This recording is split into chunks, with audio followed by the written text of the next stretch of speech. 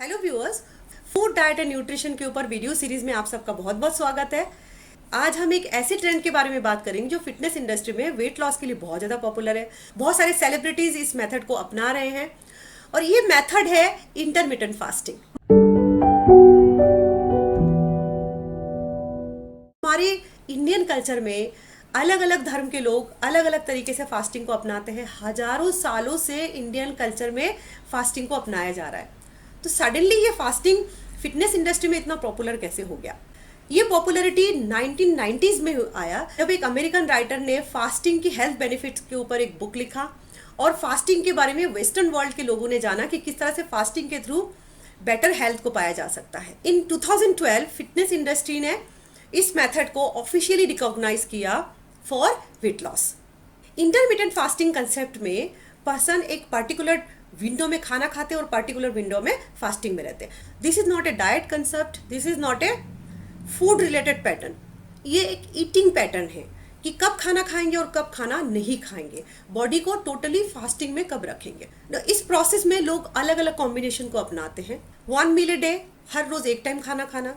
5:2 in a week, 5 days खाना खाना और 2 डेज फास्टिंग में रखना। ऑल्टरनेटिव डे फास्टिंग मीन्स एक दिन खाना खाना, एक दिन फास्टिंग में रहना। बट सबसे अच्छा और सबसे नेचुरल कंसेप्ट जो हमारी बॉडी के सर्केडियन रिदम और बायोलॉजिकल साइकिल के साथ सबसे ज्यादा मैच करता है वो है 24 आवर्स में एक पर्टिकुलर पीरियड के लिए फास्टिंग में रहना। 12:12, 12 hour fasting, 12 hour eating period. 14:10, 14 hour fasting, 10 hour eating period. और 16:8, 16 hour fasting and 8 hour eating period. ये सबसे ज्यादा पॉपुलर है। हम नॉर्मली दिन में 3 बार खाना खाते हैं, ब्रेकफास्ट, लंच एंड डिनर, और बीच में स्मॉल स्नैकिंग ब्रेक्स। जब आप 16 आवर फास्टिंग करेंगे तो ऑब्वियसली आपको एक मील सेक्रीफाइस करना पड़ेगा।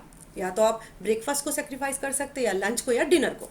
इस मेथड में आपको स्टार्व नहीं करना है, भूखे नहीं रहना है, बट एक पर्टिकुलर पीरियड में आपके पेट को पूरा खाली रखना है ना। ये जो ब्रेक पीरियड है या फास्टिंग पीरियड है, उस पीरियड में टोटली 0 कैलोरी में रहना है, बॉडी को हाइड्रेटेड रखना है, पानी बहुत पीना है। अगर आप चाय कॉफ़ी पीते हैं तो विदाउट शुगर। अगर बहुत डिफिकल्ट है 16:8 को अपनाना तो बॉडी को धीरे धीरे एडजस्ट करते हुए 12 hour fasting, 12 hour eating period से आप धीरे धीरे ग्रेजुअली आप कर सकते हैं 14:10 देन 16:8 पीरियड में शिफ्ट हो सकते हैं। तो आफ्टर फास्टिंग पीरियड आप खाना खाते हैं तो आपको एकदम से सडनली भरपेट खाना नहीं खाना है, ग्रेजुअली धीरे धीरे खाना खाना है। और इस पीरियड में भी आपको हमेशा हेल्दी बैलेंस डाइट लेना है, बॉडी को हाइड्रेटेड रखना है। बॉडी में काम कैसे करता है वेट लॉस या फैट लॉस के लिए? मैंने कीटो डाइट के लेक्चर में बताया था किस तरह से ग्लूकोज डिप्राइवेशन में बॉडी नॉन कार्बोहाइड्रेट सोर्सेज से ग्लूकोज या एनर्जी को प्रोड्यूस करता है। तो जब हम लॉन्ग फास्टिंग में रहता है तो हमारी बॉडी स्टेप वाइज एक एक स्टेज में जाता है। जब हम खाना खाते हैं तो नॉर्मली 4 to 6 आवर्स के अंदर हमारा पूरा खाना पच जाता है और स्टमक एम्प्टी हो जाता है। देन आफ्टर 6 आवर फास्टिंग हमारी बॉडी हमारी स्टोर्ड ग्लाइकोजन को यूटिलाइज करता है as a energy source. Excess glucose is stored in the form of glycogen in liver और इन द मसल। जब हमारी बॉडी में ग्लूकोज सप्लाई कम हो जाती है, टोटली स्टॉप हो जाती है, बॉडी स्टोर्ड ग्लाइकोजन को ब्रेक डाउन करता है फॉर सप्लाई ऑफ एनर्जी। उस प्रोसेस को हम बोलते हैं ग्लाइकोजेनोलाइसिस।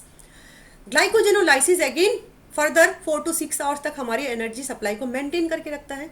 देन आफ्टर 12 आवर्स अगर हम स्टिल फास्टिंग में रहते हैं then body non carbohydrate sources से एनर्जी प्रोड्यूस करता है। उसको हम बोलते हैं gluconeogenesis. From the fatty acid and from the protein, from the amino acid body energy produce करता है। और जब इस प्रोसेस में बहुत सारे कीटोन बॉडीज बनते हैं उसको हम बोलते हैं कीटोसिस। जब 14 आवर्स के बाद भी हम खाना नहीं खाते, कीटोसिस के बाद का जो स्टेप होता है वो है ऑटोफेजी या सेल्फ रिपेयर प्रोसेस। उस स्टेज में हमारी बॉडी के जितने unwanted, damage, degenerated cells and tissue body उसको अपने आप डिस्ट्रॉय करके क्लियर कर देता है। एक रिपेयर या रीजेनरेटिव प्रोसेस स्टार्ट होता है।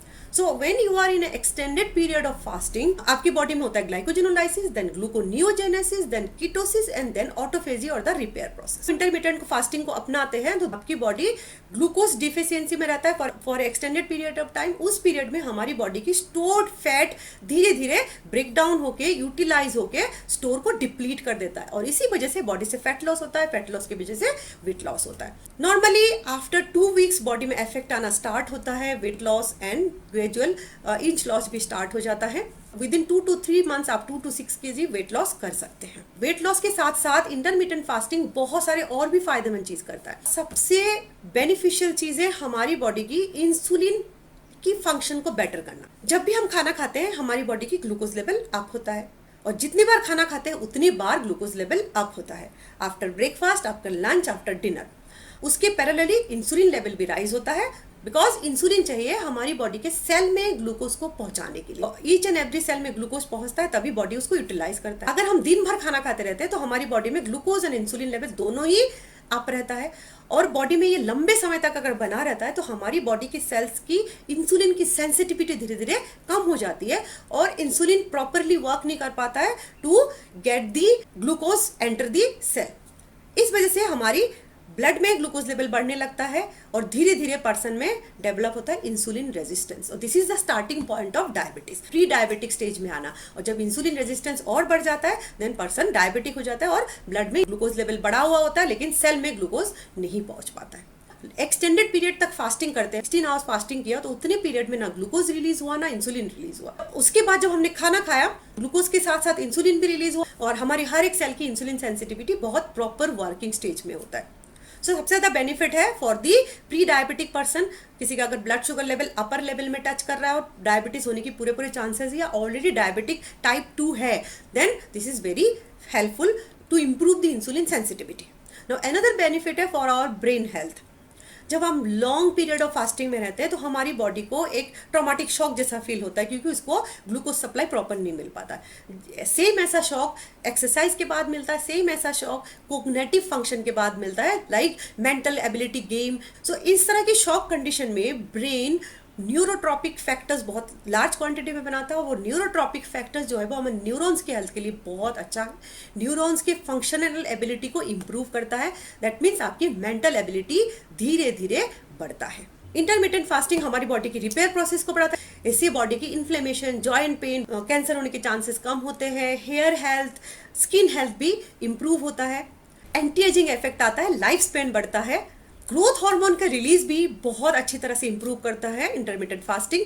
ग्रोथ एंड रिपेयर प्रोसेस भी बेटर होता है, एंड हार्मोनल इरेगुलरिटीज में भी बहुत ज्यादा फायदेमंद है। इंटरमिटेंट फास्टिंग का कोई भी साइड इफेक्ट नहीं है एज फार एज आप बॉडी के एक्सट्रीम लेवल तक पुश ना करें, लेकिन शायद उसमें चांसेस है कि आपके मसल मास लॉस हो, क्योंकि जब बॉडी ग्लूकोनियोजेनेसिस स्टेज में जाता है तो मसल और फैट को ब्रेक डाउन करके एनर्जी सप्लाई को मेंटेन रखता है, तो मसल मास लॉस हो सकता है। तो इंटरमिटेंट फास्टिंग के साथ साथ अगर आप लाइट एक्सरसाइज करते हैं तो आपकी फैट मास की डिसोल्यूशन बेटर होता है, मसल मास की लॉस में भी उतना ज्यादा ना हो।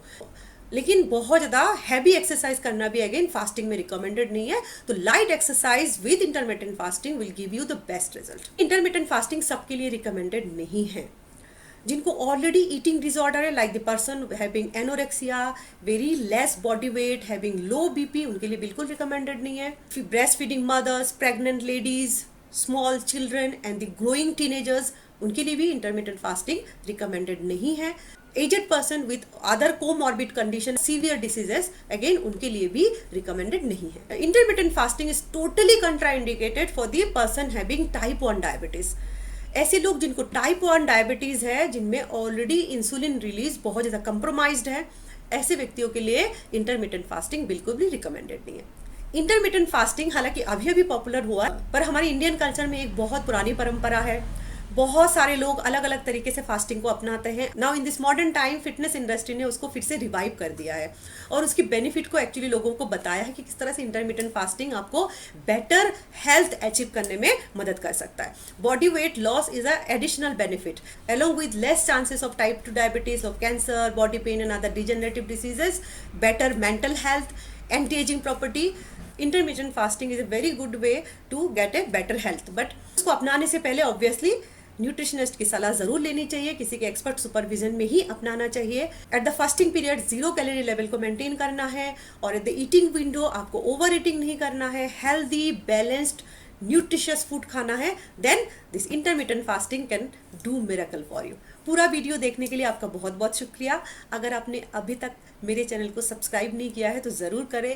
कंटेंट अच्छा लगे तो लाइक करिए, अपने फैमिली और फ्रेंड्स के साथ शेयर करिए, वीडियो सीरीज को फॉलो करते रहिए। Stay healthy, stay safe. Bye for now.